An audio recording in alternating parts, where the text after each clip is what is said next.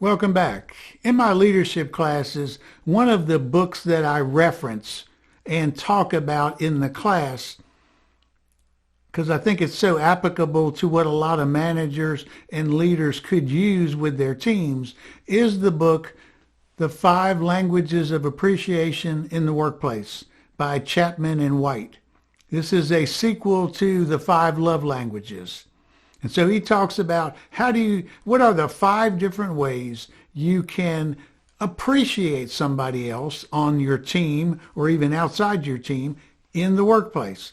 One of those five ways is titled Acts of Service. Acts of service is teaming with other people to get things done, allowing people to help you when you need help. And around that particular issue, I find that lots of high-performance teams really struggle with that. They don't see accepting help from somebody else to help them finish a job as being something worthy of their time. It's almost an insult, or it is a sign of incompetence. And so recently on my podcast, Big in Biz with DiVizzio, I was fortunate enough to have from NASA Ginger Kerrick Davis. If you don't know Ginger at all, I'll put her contact information in the description below. Check her out. She's truly a superstar at NASA, and I'm blessed to call her a good friend.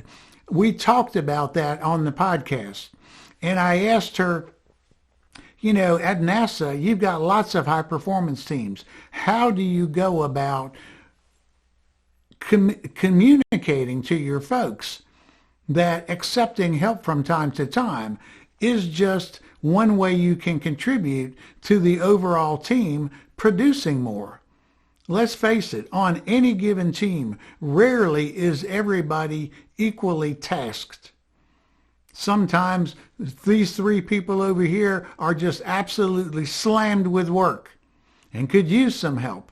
And there's probably somebody else on the team that's got a little bit of free time where they could at least chip in a little bit to help this person. And if this person has helped you in the past, what Chapman and White are saying is one way you can say thank you to them is, as opposed to just saying verbally thank you, you could say, hey, let me help you get some of your work done. And then maybe when I need the help, you will reciprocate.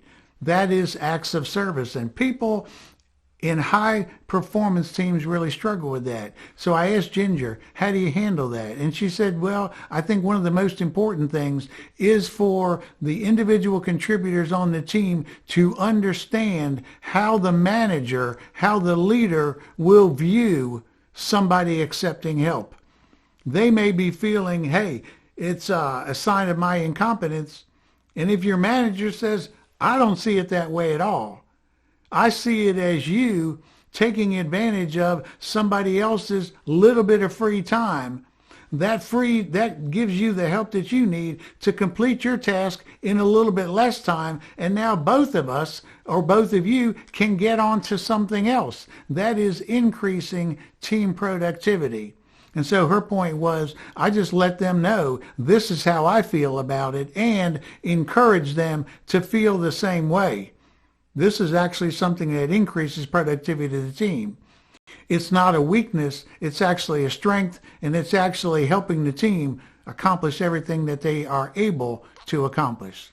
So if you're struggling with that, check out the book, The Five Languages of Appreciation in the Workplace by Chapman and White, and check out the podcast with Ginger.